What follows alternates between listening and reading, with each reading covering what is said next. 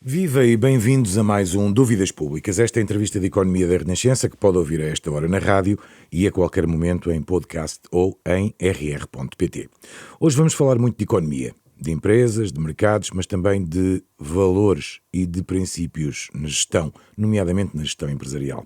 Com mais de 30 anos de carreira, a nossa convidada de hoje iniciou a sua atividade profissional em multinacionais de renome, passando por áreas como o imobiliário, mas também o mobiliário de escritório, ou outras áreas como o gás natural ou a gestão da sua própria empresa. No seu percurso académico também há anotações diversas. Começou pelas relações internacionais, mas a paixão pela gestão acabou por vencer, julgo, a gestão de marketing primeiro, já mais tarde o programa de gestão também avançada do INSEAD em Singapura. Dizem ser apaixonada por muito do que a rodeia, nomeadamente pelos mais jovens. Também por isso, imagino, integrou o núcleo de fundadores da Oeiras International School. Mais recentemente, em março deste ano, se não estou em erro, assumiu a presidência da ACES, a Associação Cristã de Empresários e Gestores, e, portanto, Patrícia Melo Lis é hoje a convidada deste Dúvidas Públicas, entrevista conduzida por Sandra Afonso. E Arsénio Reis, agradeço desde já a presença no Dúvidas Públicas. No último congresso da ACES, antes das eleições, destacou o ambiente complexo que se vivia no país e o excesso de ruído. A maioria maior alcançada pelo governo da AD dá-lhe tranquilidade? Boa tarde, muito obrigada. Dá mais tranquilidade do que aquela que dava antes. É sempre um reforço. O próprio governo demonstra isso, que sai reforçado. Há condições concretas de governabilidade que não se sentiu neste ano conturbado. Portanto, acredito que sim, que sai reforçado. O pior do mundo para as empresas é a instabilidade política? Sim, não é o pior do mundo, mas é de facto muito relevante e muito impactante. Felizmente, também por todos os altos e baixos e as crises que se vão passando e ultrapassando, as empresas também vão manifestando uma capacidade de ser resilientes e o tecido empresarial português também tem demonstrado essa capacidade de ultrapassar obstáculos. Ainda muito dependentes do Estado também? Muito dependentes do Estado e muito impactados pelo Estado. Se nós pensarmos naquilo que já é comum ouvirmos, a carga fiscal, não é? Não é só para as pessoas, a carga fiscal é grande, mas para as empresas também o é, e sobretudo os empresários que querem dar condições aos seus colaboradores e que pagam muitas vezes salários que consideram já bastante razoáveis. Quando vemos depois que o que recebem é bastante reduzido em relação àquilo que é pago, é muito impactante. Pedem a redução anual dos impostos em termos absolutos e relativos. Está em linha com o programa do governo, mas é o tipo de medida que depende do apoio de outros partidos. Acredita que são possíveis consensos na atual arquitetura parlamentar?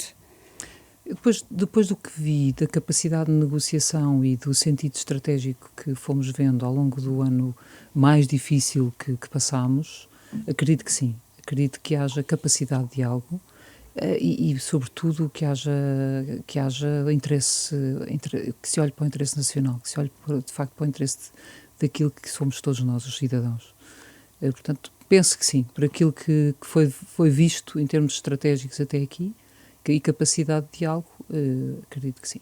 E qual é que é, em termos fiscais, para a ACES, o alívio mínimo que o Governo deve garantir? O alívio bem, isso é uma pergunta difícil porque é preciso que as contas funcionem.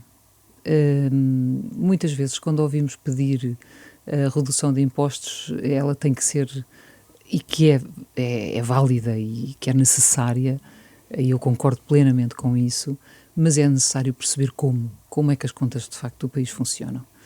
Desde logo como é que depois se distribui tudo aquilo que é o imposto recolhido, não é? Tudo o que é massa de impostos recolhida, como é que depois é distribuído com serviço aos cidadãos, às populações, às empresas. Essa é a grande questão, e aí acho que o Estado tem muito ainda a evoluir no sentido da transparência e da capacidade de explicar aquilo que realmente faz ao dinheiro. A ACES não apresenta metas, números objetivos. As contas têm que ser feitas e bem feitas, não é? Não nos cabe a nós dar essa ideia, nem o fazemos de uma forma muito aturada, mas há de facto muitos parâmetros que estudamos e que analisamos para perceber como é que está o estado da nação. Eu diria que o apelo é mesmo que quem está no governo, quem está como se costuma dizer, com a mão na massa, tem que ter essa consciência, não é? E aquilo que dizemos muito também é que não estejam sozinhos a fazê-lo. Ouvir as empresas, ouvir as associações, ouvir as instituições que podem de facto ser um suporte muito válido para o governo é importantíssimo e vai ajudar a que o resultado seja diferente. Deixe-me só fazer-lhe duas perguntas na sequência do que a Sandra lhe estava a perguntar. Uma é: este alívio deve incidir onde? No IRC, sobretudo? No caso, na perspectiva empresarial, obviamente. Onde é que deve incidir? O alívio deve incidir. Eu diria que o ideal era que conseguisse incidir na parte de IRC e de IRS, não é? De IRS sabemos que está já a haver um esforço, que este ano já foi agora anunciado no quadro do novo governo, mais um alívio. Milhões. Ainda que eventualmente inferior ao do ano passado, mas sim, mas é um mas alívio, pelo menos é o caminho. Há uma vontade, e sabemos que inclusive era o desejo que já existiu o ano passado e que, pelo menos por tudo aquilo que é a informação que nos vai chegando, era o desejo do ano passado e que está a ser concretizado agora. Esta coerência também nos dá esperança, eu diria, mas obviamente tendo essa parte, aliviar a carga fiscal nas empresas ajudará com certeza que depois também as empresas possam fazer os seus investimentos e também a sua melhoria de condições de trabalho e de salariais para quem distribui. Isso seria a situação ideal. A outra questão que tinha era se posso retirar das suas palavras que, à luz do que cobra, o Estado entrega pouco. Entrega pouco. Acho que entrega quer pouco. Às empresas, quer aos cidadãos em geral? Quer às empresas, quer aos cidadãos em geral. Acho que o Estado tem que entregar mais. As alterações à lei da imigração e à lei da nacionalidade em discussão no Parlamento estão em linha com a sociedade mais equilibrada que a ACES defende, e estou a citar. Desculpe. A sociedade mais equilibrada que é defendida pela ACES. A sociedade mais equilibrada é uma sociedade em que a riqueza seja distribuída de forma mais equitativa. Não tem que ser exatamente igual para todas as situações, mas tem que ser de forma justa.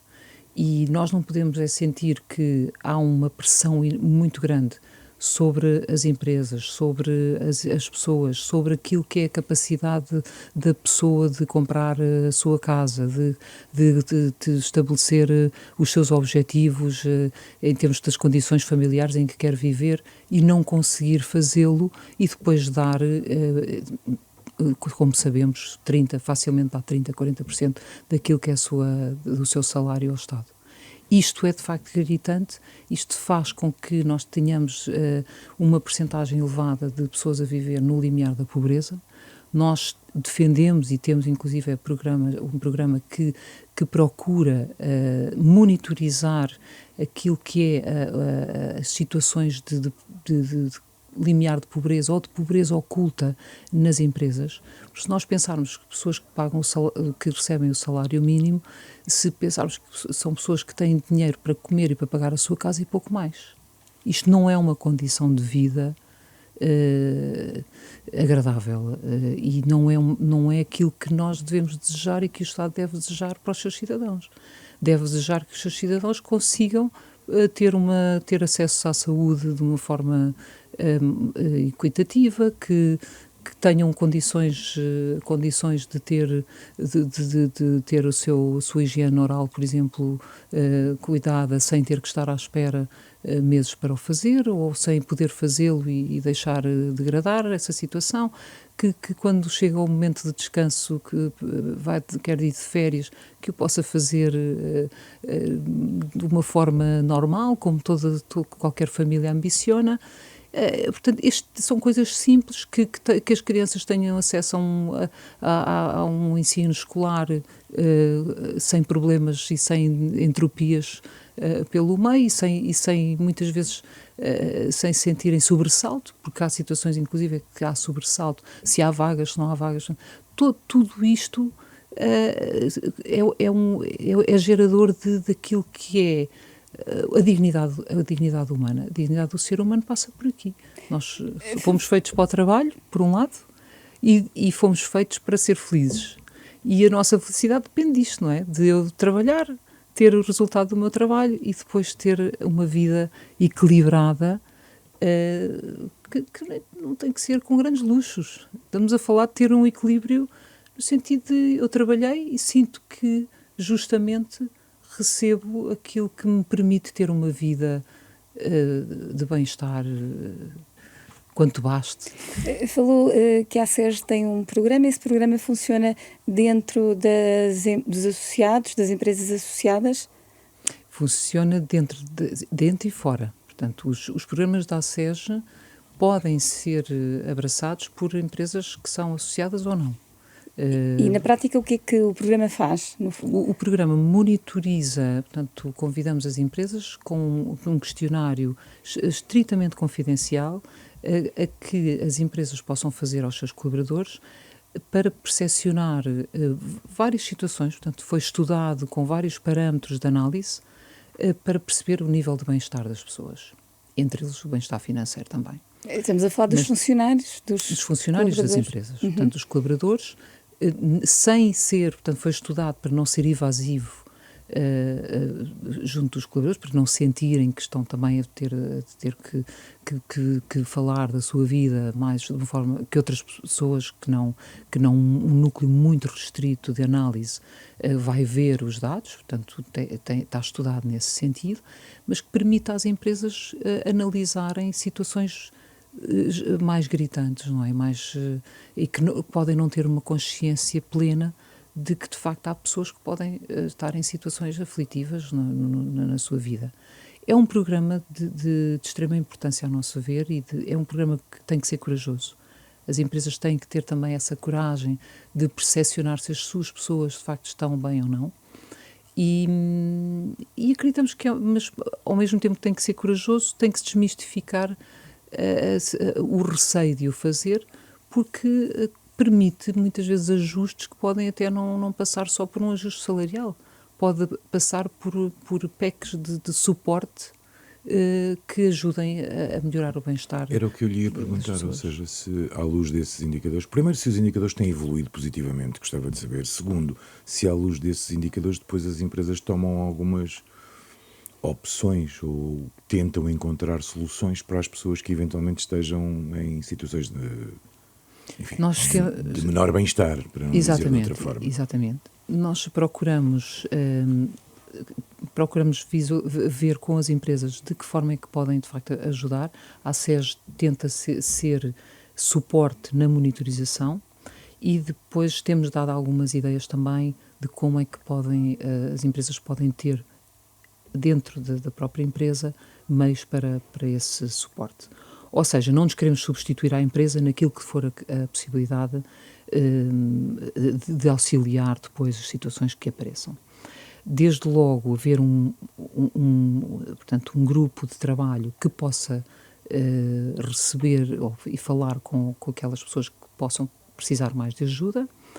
Por outro lado, ter, por exemplo, a nível de literacia financeira, pessoas que possam percepcionar melhor como é que podem gerir as suas finanças, de protocolos com entidades ligadas à saúde, ligadas ao suporte também psicológico, que possam percepcionar onde é que, de facto, as pessoas podem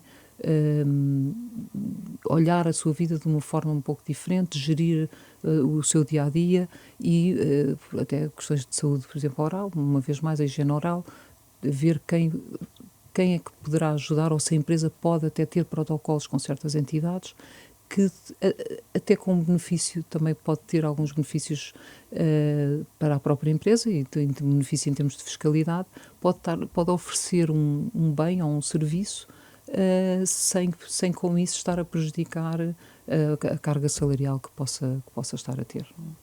Portanto, são situações que ainda estão em estudo. Este programa está ainda em evolução e estamos a procurar também desenvolvê-lo e melhorá-lo nesse sentido. Já tivemos várias empresas a abraçar o programa, que também têm dado o seu feedback e através desse feedback vão-se fazendo melhorias àquilo que que nos parece mais adequado e mais ágil depois nessa segunda fase, que é a fase de ajuda aos colaboradores. Fica chocada com a elevada percentagem de trabalhadores pobres no país, 1 em cada 10? Fico chocadíssima. Ficamos todos, não é? Infelizmente já estamos a começar a ficar habituados a ouvir esse número. Estamos condenados a isso, ou seja, estamos condenados a ser pobres. O que é que nos falta? Há pouco eu percebi que enunciou uma série de princípios que obviamente são positivos e construtivos, mas parece que de alguma maneira estamos todos um bocadinho condenados a ser um país pobre. Bom, a pobreza, fala-se em pobreza também de forma hereditária, não é? Que o elevador social teria que funcionar de outra forma. Tem estado meio avariado, não é? Tem. Eu acho que não deveríamos estar condenados. Eu sou uma pessoa positiva e com esperança e tenho esperança que haja, de facto, um olhar diferente para aquilo que é criar condições de vida diferentes para aquilo que são as pessoas. Não, para as pessoas, peço desculpa. Mas sente que essa preocupação é uma preocupação que está no centro das empresas, no centro do poder económico, no centro do poder político? Se estivesse, já não estaríamos com 1 em cada 10 pessoas Trabalhadores pobres, não é? E, portanto, muito provavelmente não é uma das prioridades. Neste momento eu estou curiosa em perceber onde é que estão as prioridades, não é? Nós estamos numa fase em que queremos ver tudo o que pudermos ver, queremos ver, porque o governo também é novo e, conforme dissemos, saiu um pouco, não totalmente reforçado, mas um pouco reforçado em relação ao que estava antes. E estamos muito expectantes em percepcionar, de facto, qual é o bem comum que este governo e até também a oposição e todos aqueles que influenciam as decisões querem, de facto, o bem comum para a sociedade. E isso é muito importante, esta questão, que é perceber como é que eu consigo gerar realmente riqueza para oferecer bem-estar aos meus cidadãos. Não é? Como é que o país pode ter fatores que constituam um elevador social para aqueles que de facto menos têm.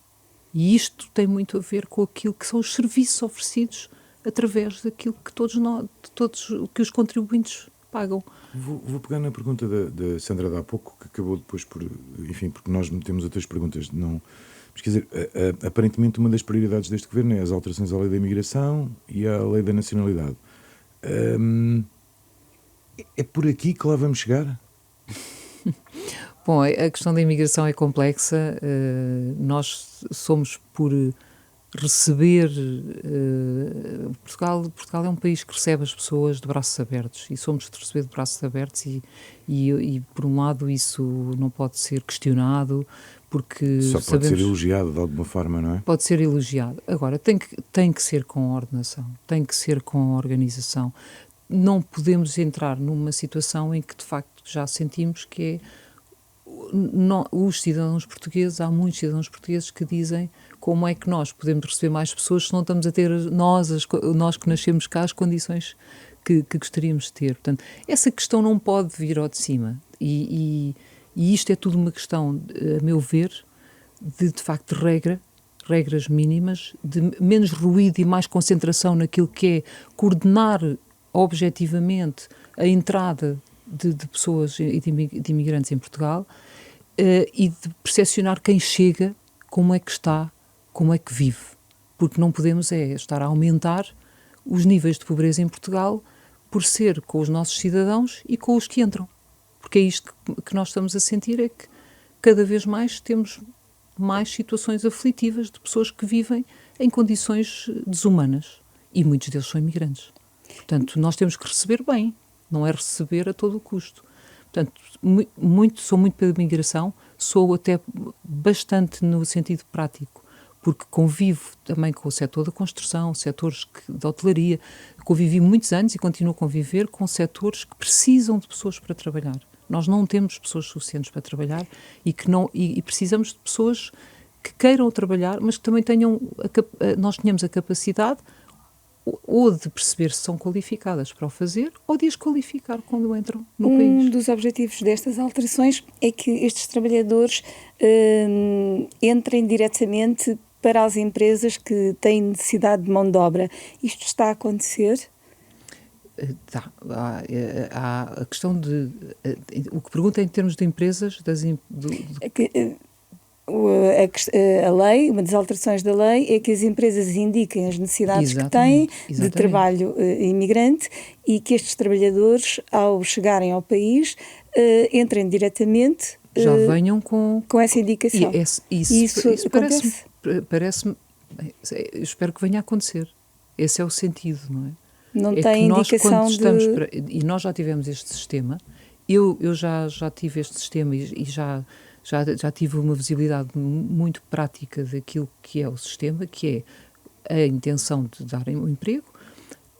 Acho que se podia agilizar também, dentro de pessoas que já cá estão, ter de facto a possibilidade de dar um contrato, se a pessoa vai com um contrato de trabalho muito concreto, com informação fidedigna, que tem trabalho já estando cá, vai ajudar também a viabilizar a situação e a permanência da pessoa em Portugal e a situação de emprego. Portanto, também já convivi com essa realidade. Acho que é por aí que temos que ir, no fundo, legalizar as pessoas, as que cá estão, e as que entram têm que vir já apontadas para o seu trabalho. Mas dentro daquilo que é o seu contacto com o mundo empresarial, não sabe se isto já está a funcionar? Eu sei que já está a funcionar. Eu tenho um caso específico em que fiz uma manifestação de interesse o trâmite está em fase inicial, mas está dentro daquilo que realmente foi dito. Uma promessa de contrato de trabalho e portanto, o ir de facto agora, que é o funcionamento das entidades, como a AIMA, como as embaixadas, os consulados, têm que funcionar, não é? Têm que ter resposta. Essa também é a questão, não é? Se a resposta é rápida. Muitas vezes não é. Ainda está em avaliação, não é? Quando nós esperamos, às vezes, sabemos que há pessoas que esperam 6, 8 meses, 1 ano, às vezes, por um número de segurança social. Sem um número de segurança social, eu não consigo fazer um contrato. Trabalho. Isso vai ser incompatível com as necessidades das empresas se os prazos forem esses, não é? Exatamente. Isso tem que acabar. Agora, também compreendo que criou-se uma situação de tal forma complicada que não se consegue resolver de um dia para o outro. Quem gera empresas percebe que há coisas que não se resolvem mesmo de um dia para o outro. E, por vezes, acho que é gerado muito ruído à volta disto e cria-se uma sensação de desesperança que não se deveria criar. Porque nós devemos ter esperança, porque se houve uma escolha, seja ela qual for, seja de que cor política for, se houve uma escolha e houve um escrutínio e houve um resultado, temos depois que esperar que as coisas aconteçam. Porque senão é uma desesperança. Hoje eu vi uma situação em que há uma solução, é procurada uma solução, não é? Questões, mais uma vez, ligadas com a saúde, com a questão das grávidas, com uma voz de esperança e depois 10 vozes de desesperança. Isto para os portugueses, torna-se muito corrosivo. Para todos nós, torna-se muito corrosivo. Eu acho que nós temos todos que começar a olhar com esperança e com sentido de prosperidade e de caminharmos todos no mesmo sentido, que é de fazer o país crescer, gerar riqueza e que essa riqueza seja distribuída. Agora, com desesperança, não é muito difícil, porque andamos todos muito... Acha que estas medidas da imigração podem, de alguma forma, também ser, enfim, uma moeda de troca com outros partidos políticos no plano negocial, nomeadamente com o Chega, porque, enfim, as questões de imigração começaram de uma ou outra maneira a ser levantadas pelo Chega? Nunca deveria ser resposta a reivindicações constantes. Agora, é verdade que a oposição serve também para alertar. E eu penso que é importante que estes alertas se vão fazendo. Mais uma vez, não ao ponto de serem corrosivos, mas é importante que a oposição faça a oposição e vá lembrando o governo daquilo que é necessário fazer, com realismo, com verdade, com intenção de bem comum. Se assim for, as coisas vão com certeza, vai haver o tal diálogo vai haver a tal concertação no sentido de fazer coisas positivas e que levem à melhoria das condições que todos nós sentimos e que queremos ter, não é? Que sentimos que não temos e que queremos ter. Mas tem que ser, de facto, com o tal equilíbrio que falávamos há pouco e que me perguntava para a Sérgio, o equilíbrio é no equilíbrio que está a virtude. Eu acho que é para a Sérgio e para todos nós, seres humanos, não é? É no equilíbrio que está a virtude. Penso que ainda estamos a pender muito para o desequilíbrio do negativismo constante e de acharmos que está sempre... Então, visto pela positiva, acha que as empresas têm, de facto, capacidade para, no caso da imigração, que é um dos temas, enfim, que está em debate hoje em dia e que é, obviamente, preocupante, até pelas condições, como dizia, de muitos dos imigrantes que chegam ao nosso país, acha que não é uma responsabilidade excessiva, na prática, serem quase as empresas as responsáveis por ir buscar alguém a algum lado do mundo, trazê-lo e garantir que ele tenha determinadas condições e que essas condições correspondam a níveis de dignidade? Eu vejo isso de uma forma, talvez por ter convivido com essa realidade, eu acho que se o governo não nos complicar a vida com determinadas regras e regulamentações cegas que não olham aquilo que são as necessidades empresariais, já é bom. Se nos deixar, eu costumo dizer, e deixem-nos trabalhar, não é? Não sou só eu, há mais quem diga, mas eu gosto da frase, deixem-nos trabalhar porque... Está datada, não é? Vem de Cavaco Silva, lá bem atrás. É verdade, mas é real. Deixem-nos trabalhar no sentido de não criarem situações que compliquem a vida empresarial. Temos agora a reforma do Estado. Imagino que tem uma grande expectativa sobre esta reforma. Tenho grande esperança. A expectativa é outra coisa. A expectativa tem que ter coisas concretas. Obviamente que já há uma expectativa boa, é haver um ministério para essa reforma. Logo aí já gera alguma expectativa. Agora, mais uma vez, é muito cedo para perceber o que é que se vai passar. Vai ser complexo, sim, é necessário ter as pessoas certas, é necessário ter os parceiros certos, porque os parceiros sociais são importantíssimos para tudo o que se vai passar e é muito importante também, eu dei esta mensagem por escrito e digo novamente, porque estou muito convicta disto, é muito importante que a atitude de todos seja a de mudança.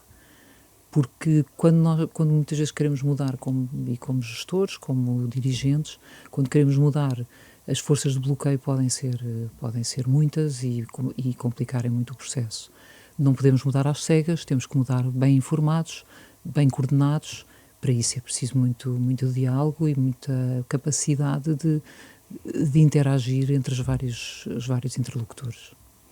Ainda sobre a imigração e a responsabilidade dos empresários, uma das questões que é muitas vezes falada sobre esta matéria é a questão dos salários, do nível salarial que é pago e que muitas vezes acaba por se aproveitar a mão de obra salarial, a mão de obra imigrante para baixar o nível salarial.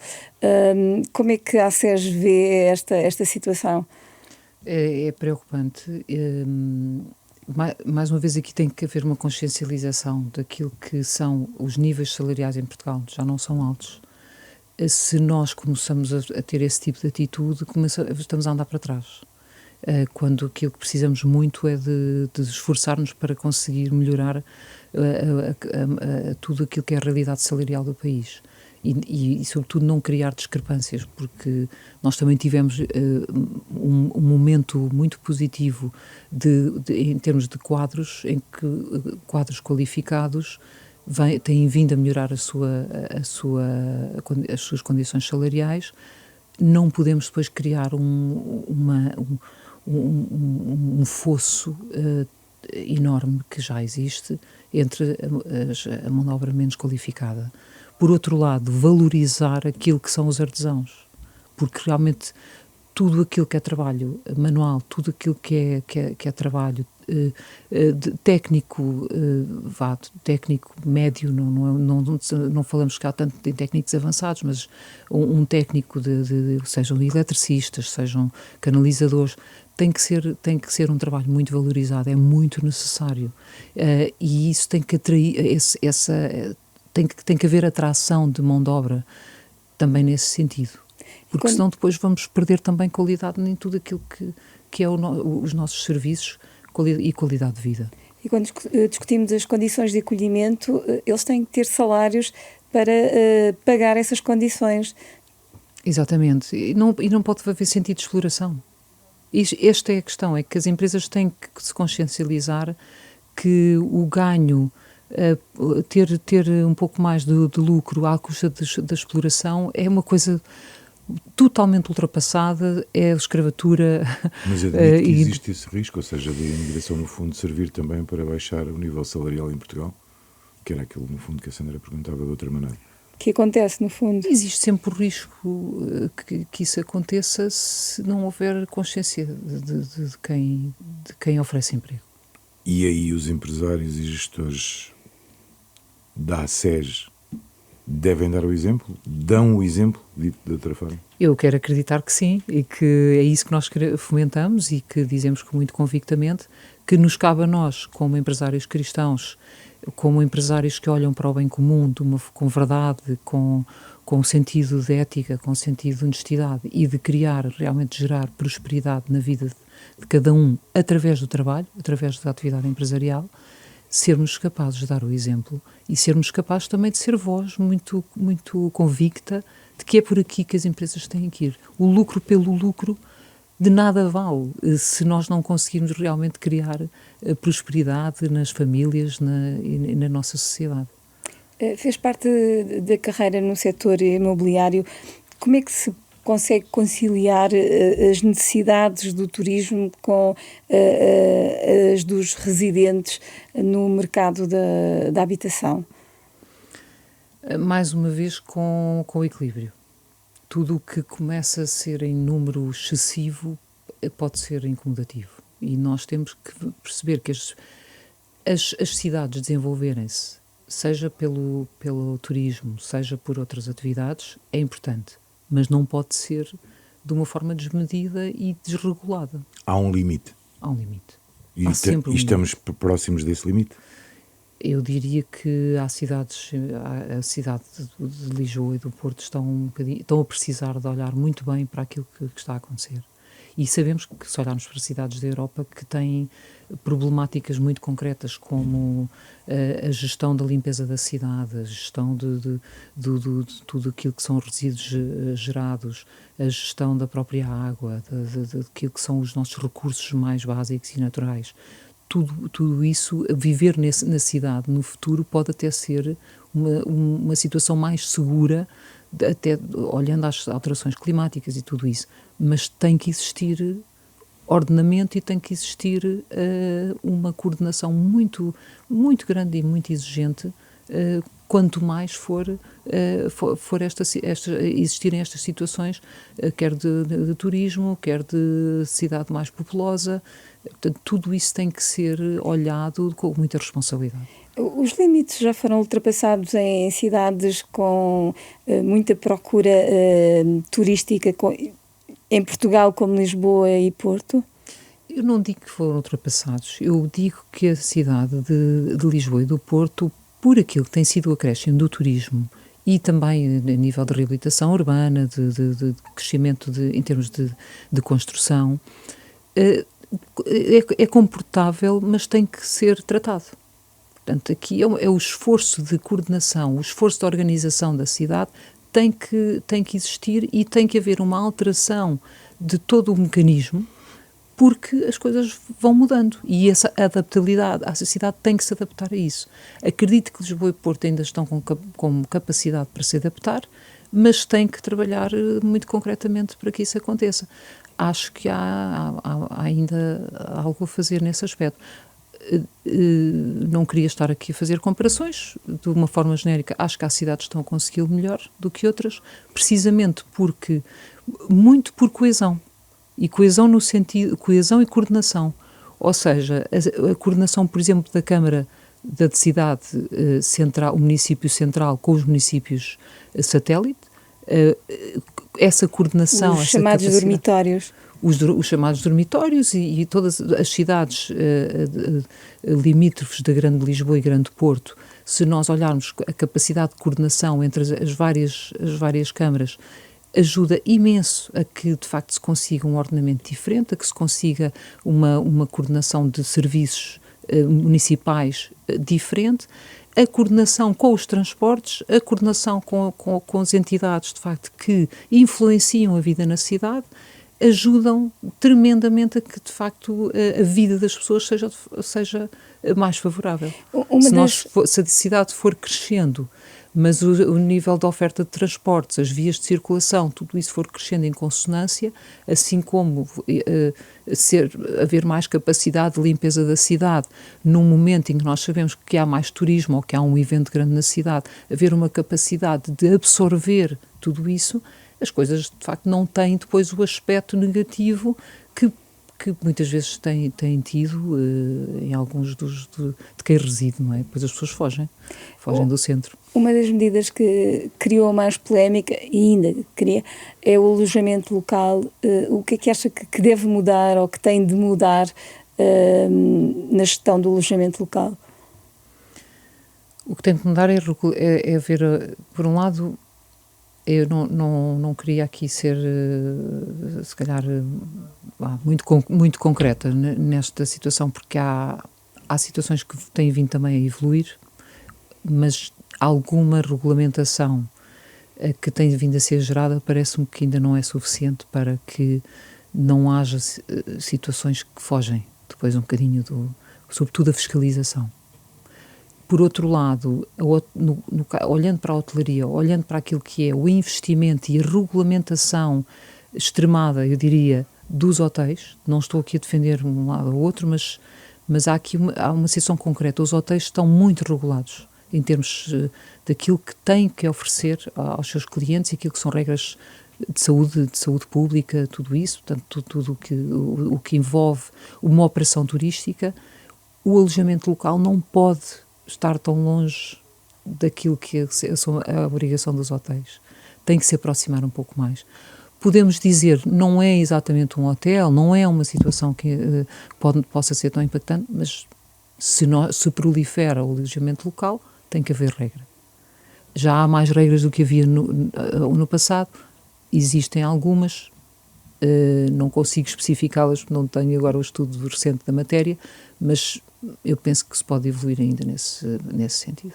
Deixe-me pedir-lhe ajuda na sua dupla qualidade de conhecedora do setor imobiliário e presidente da SES, que é, eu sei que se tivesse a solução provavelmente iria substituir o ministro Pinto Luz, que é das infraestruturas, mas o que é que acontece em Portugal para não haver casas para ninguém ou para haver casas a preços que não são para os portugueses?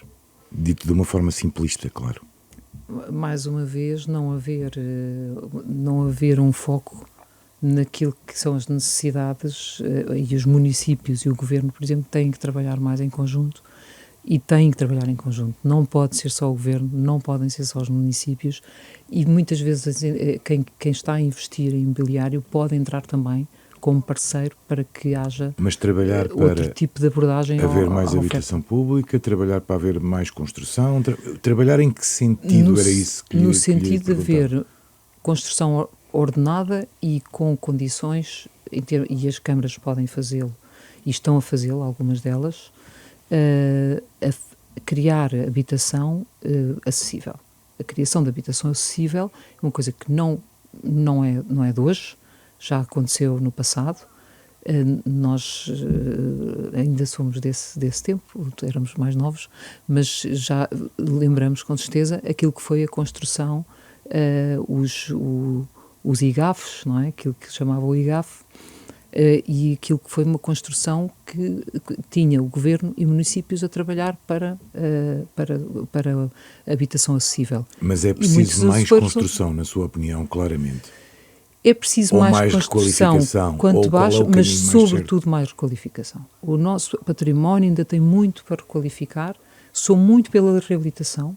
Neste momento trabalho muito diretamente em investir em reabilitação e não em construção nova, precisamente por isso. Porque enquanto há património para reabilitar, pode não haver tanta necessidade assim de construir novo. Acho que há zonas do país onde há espaço para construir novo, mas tem que se construir com esta consciência da necessidade de habitação para as famílias, sobretudo a classe média baixa.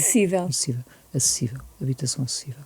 As câmaras estão a trabalhar neste sentido. Há câmaras que estão a trabalhar muito bem e a oferecer, de facto, rapidamente solução. Dê lá uma esperança a quem nos ouve. Acha que daqui a quanto tempo é que esse bom trabalho poderá começar a ter efeitos?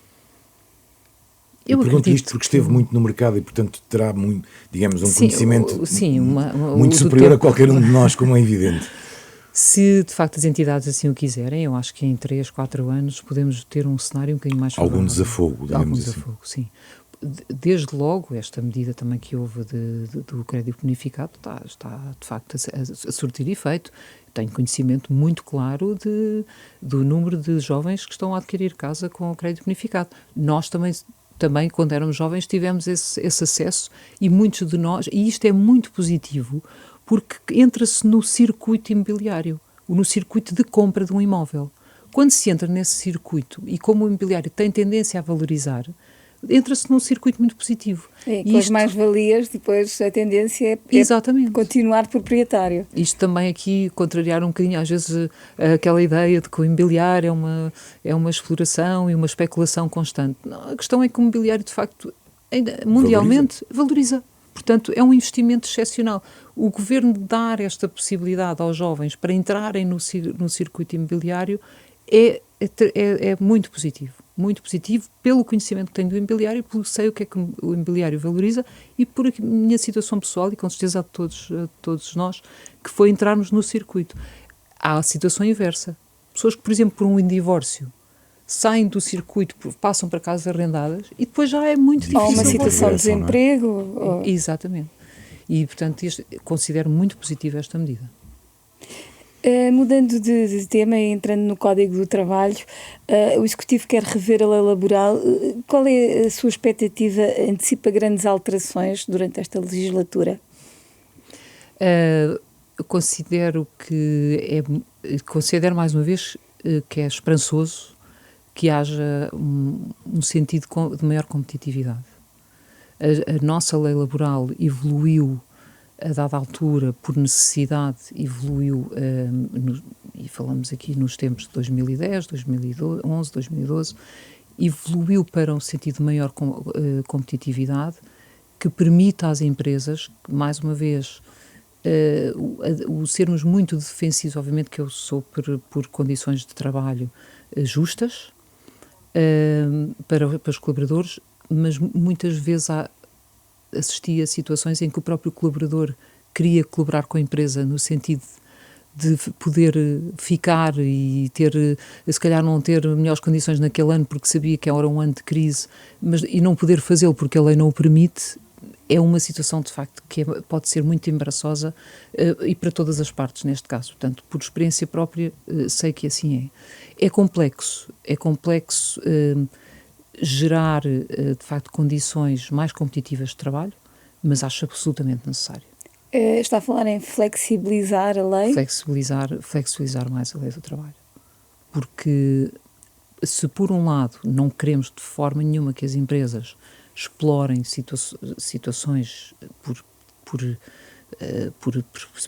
acharem que podem despedir com mais facilidade e explorem essa possibilidade, claro que não, mas também não pode, por vezes, estarem numa situação em que se cria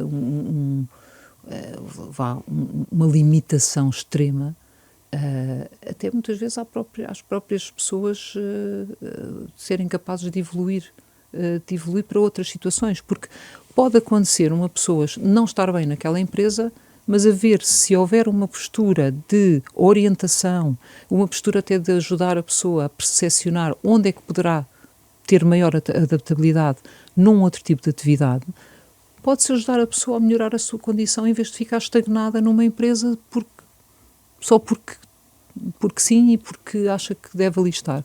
Eu sou muito pela orientação, as empresas têm a obrigação de orientar todas as suas pessoas e muitas vezes pode ser orientar a pessoa a mudar de rumo dentro da empresa, muitas vezes pode ser dentro da própria empresa, ou mudar de rumo para uma empresa, se calhar para outro setor, para outra área de atividade e ajudá-la a fazer esse processo. Isto é que é ter competitividade. Não é? E em termos práticos, por exemplo, a flexibilidade de horários, é preciso alterar os horários, permitir mais flexibilidade de horários? Permitir flexibilidade de horários eu acho importantíssimo, sobretudo nas faixas mais jovens, não é? Na faixa etária mais jovem, porque é o que lhe pedem à entrada, muitas vezes. Se podem ter um horário flexível, se podem ter trabalho híbrido, se podem... Acha que é uma necessidade do próprio trabalhador? É uma necessidade do próprio trabalhador, é uma nova tendência de trabalho. Nesta nova geração, é isso? É a nova geração, e se queremos atrair, se as empresas querem atrair talento, têm que poder flexibilizar essas condições de E a lei trabalho. não o permite já? Já permitem em várias matérias. E as empresas permitem? As empresas permitem. Também há aqui outro ponto importante, que é os fatores de produtividade. Quanto mais flexibilidade eu quiser dar, mais capacidade tenho que ter para parametrizar a produtividade de cada um. Portanto, tudo tem que andar em paralelo. Não pode ser uma situação feita às cegas, porque nós, humanamente, podemos também não ser tão produtivos, ou se estivermos sempre em casa, ou se estivermos sempre a ter que deslocar-nos para o trabalho e perder horas e horas na deslocação. Tudo quer o seu equilíbrio. Tenho também uma segurança em dizer que uma medida não serve a todos, não é? Há atividades em que as pessoas têm que estar mais presencial, há outras em que podem estar, se calhar, mais em híbrido. Nunca, a meu ver, nunca deve ser uma situação de trabalho distante do núcleo empresarial, porque a força anímica gera-se com presença física. A força de equipa gera-se com presença física, não é sempre à distância. Socialmente, nós também, sendo seres sociais, também precisamos disso. A saúde mental, também já há estudos que demonstram que os problemas de saúde mental que estão a ser gerados têm muito a ver com o número de horas e de dias em que as pessoas estão isoladas. Outra situação é ver-nos constantemente por um ecrã. Eu tenho uma história muito rápida e muito interessante sobre a alegria que foi. Nós, no tempo da pandemia, todos os CEOs da Europa foram tendo semanalmente, foi criado um grupo de trabalho que semanalmente reuníamos por Teams.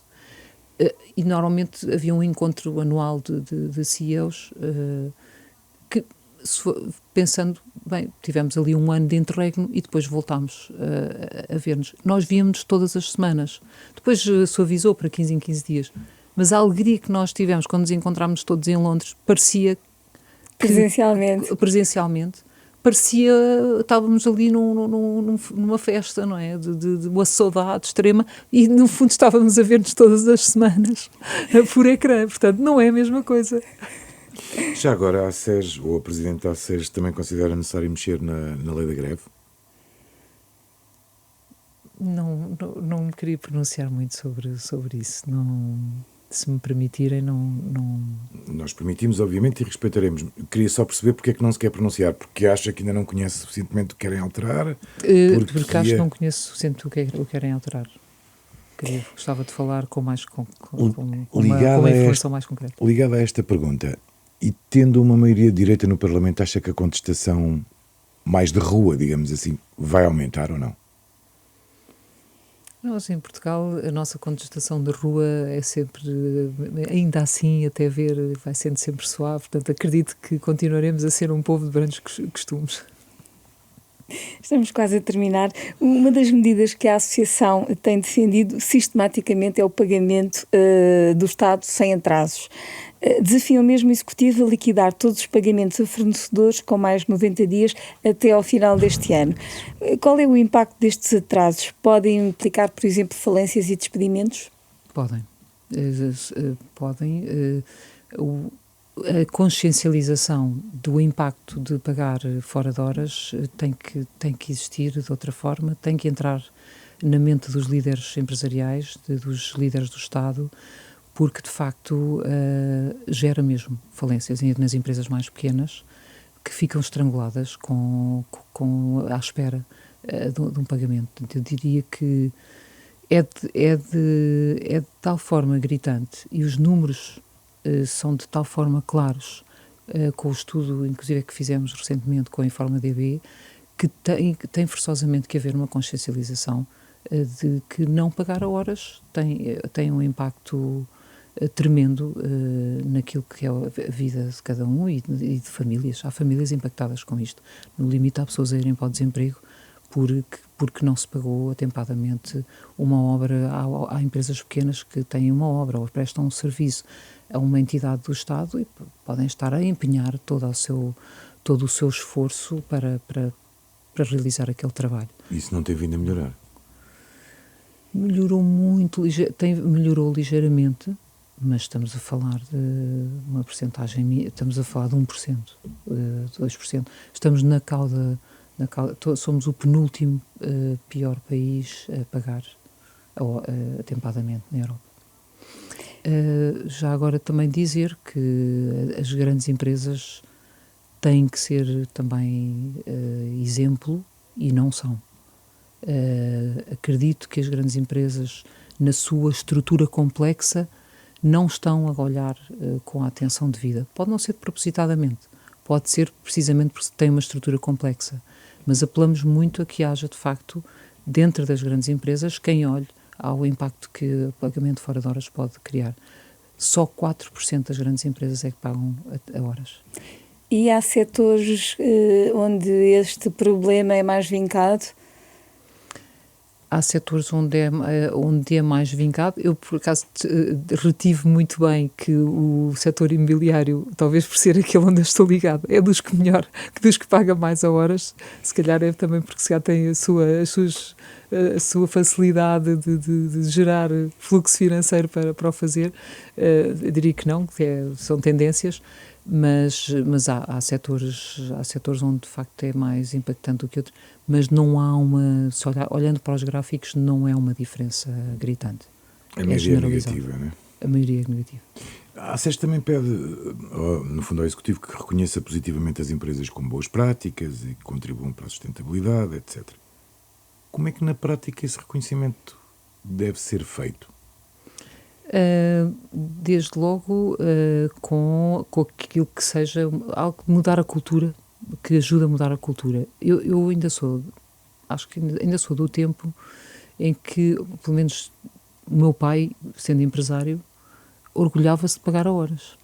E sabemos que há o velho ditado, não é, do pagar e morrer, quanto mais tarde melhor, mas ainda sou do tempo que era um pouco, sentíamos vergonha se não pagássemos atempadamente. Hoje em dia isto tudo perdeu-se. Portanto, as empresas têm não só que esta questão de certificar uma empresa como boa pagadora é positivo por esta questão, uma questão cultural e o orgulho de pagar a horas. As grandes empresas, ao fazerem também, e destaco de facto, há empresas já a quererem entrar neste protocolo, porque também já têm prática de pagar a horas, mas que querem ter o selo, o certificado em como pagam, já que fazemos bem, então que tenhamos a visibilidade disso. Isto é muito positivo, é mudar uma cultura. No seu termo mais simples, começaríamos por aqui. Mas depois haver incentivos e a nível de sustentabilidade podem, de facto, haver incentivos fiscais e financeiros, por exemplo, a nível de... E se nós pensarmos que aquilo que se fala na EU Taxonomy, por exemplo, em que a taxação em termos de situação financeira das empresas seja sustentável ou não, a questão dos pagamentos pontuais tem que estar como ponto principal. Uma empresa que não paga horas é uma empresa que não é sustentável e não gera sustentabilidade a outras empresas. Portanto, logo aqui tem que haver... Mas que depois deverá estar impedida de algumas coisas. Por exemplo, vou exagerar, não é? Financiamentos, era isso que me estava a lembrar. O financiamento pode ser, eu não digo, se calhar não iria tão longe, como já tenho ouvido, que é vamos beneficiar ou ter uma taxa de juros inferior porque paga horas. Pode ser difícil chegar a esse ponto, era bom que assim fosse. Pode ser visto ao contrário, é ter uma taxa de juros superior se não se paga a horas. Exatamente. Exato, ser penalizado. Eu acho que, obviamente, que podíamos ser pelo benefício, sim, benefício fiscal, eventualmente, mas então o Estado tem que ser o primeiro a dar o exemplo. Coisa que, como sabemos, também não acontece. Não, posso dizer que diretamente, muito diretamente, cara a cara, foi-me dito pelo anterior ministro que era essa a vontade. O ministro Pedro Reis disse a nossa vontade e mostrou e manifestou-se dialogante no sentido de querer melhorar os pagamentos do Estado e reduzir, e estavam a procurar de facto reduzir muito concretamente o número de dias de pagamento do Estado. Penso que reduziram ligeiramente, mas há muito a fazer. Lá está, pode ser uma medida para a reforma do Estado. Esperemos que sim, esse é o nosso apelo, muito forte. E a partir daí, eu acredito que muitas empresas possam ir atrás. Nós precisamos do exemplo do Estado. Um bom exemplo. A gestão empresarial entra muitas vezes em conflito com a doutrina social da Igreja, ou não? A gestão empresarial. Sim. Muitas vezes entra em conflito se não olhar à dignidade do ser humano, por exemplo, que é um dos princípios fundamentais da doutrina social da Igreja. Eu pergunto isto porque na cabeça de algumas pessoas pode ser quase contraditório, não é? Integrar a SES e ser gestor profissional. No sentido que o gestor tem objetivos que, em princípio, alguém que está ligado numa... Eu diria que se nós olharmos de uma forma muito prática aquilo que são os princípios de sustentabilidade das empresas, aquilo que é o ESG, não é? E quando falamos no social e no governance, isto é gritante. Se nós olharmos para aí de uma forma muito pragmática, não é nada incompatível com os princípios da doutrina social da Igreja, porque a doutrina social da Igreja o que dá é uma série de parâmetros morais e de condição humana que de facto ajuda a que nós vivamos melhor. Portanto, logo, este princípio, de uma forma prática, é muito concreto. As empresas podem gerar riqueza, podem distribuir aos acionistas aquilo que têm que distribuir, mas de uma forma equilibrada para que possam distribuir também riqueza a quem nas empresas trabalha e cumprir com tudo aquilo que são estes princípios. A questão está na distribuição, muitas vezes, não é? Está na forma como distribui. Nós já vamos querer só saber, a terminar mesmo o seu gosto musical, mas antes disso pergunto-lhe uma coisa que é: que avaliação faz da qualidade dos empresários em Portugal? Eu acho que os empresários em Portugal têm sido muito resilientes. Eu tenho uma postura positiva naquilo que é o tecido empresarial português. Nós temos ser resilientes chega? Eu acho que não. Tem que ir mais longe. E tem que o ser resiliente no sentido de quererem, que sempre que houve situações de pressão grande, reagiram sempre muito bem. Agora tem que ter uma postura de gestão inovadora que olha estes princípios que acabamos de falar, de sustentabilidade e em tudo aquilo que isso acarreta. Quando falamos em responsabilidade social, temos que olhar para a forma como dirigimos as nossas empresas, como dirigimos as nossas pessoas, como remuneramos as nossas pessoas e como ajudamos os nossos parceiros comerciais a prosperar também por aquilo que é o nosso grau de rigor e de cumprimento. Esse de facto é o princípio fundamental. Acredito que há muitos empresários a fazer isso, a quererem prosperar e ajudar o país a prosperar, e convido os outros que sintam que podem fazer melhor a fazê-lo. Mesmo a terminar, pedimos sempre aos nossos convidados que escolham um tema musical que, no fundo, de alguma forma lhes tenha marcado a vida ou que gostem particularmente. Quer revelar-nos a sua escolha, explicar um bocadinho porquê? Viva lá a Vida, dos Coldplay, é uma música que gosto imenso, sou muito, muito musical e gosto imenso de música, então acho que desde logo a melodia, a alegria da melodia, e por outra mensagem que dá, que é uma mensagem muito concreta de quem em que se perdeu um pouco o sentido de comunidade, o sentido de olhar para a terra. Começa um pouco com a terra está completamente perdida e sem rumo, porque todos estávamos a olhar era para aquilo que era aquilo as nossas vontades, e não olhar para aquilo que é o bem da terra, e vai muito longe. Os Coldplay vão muito longe. Parece quase um retrato da cidade atual, diria que é um tom de brincadeira. Vai muito às coisas de Deus, não é? Eles dizem mesmo, não olhei para Deus, olhei só para mim próprio e para as minhas necessidades. É uma música poderosa e positiva, e muito positiva, Fica a escolha musical de Patrícia Melo Luís, presidente da Associação Cristã de Empresários e Gestores, a ACES, a quem, obviamente, agradeço a disponibilidade. Esta entrevista contou com o apoio técnico de Beatriz Garcia, sonoplastia de João Campelo e imagem de Ricardo Fortunato. Até para a semana. Uma boa semana.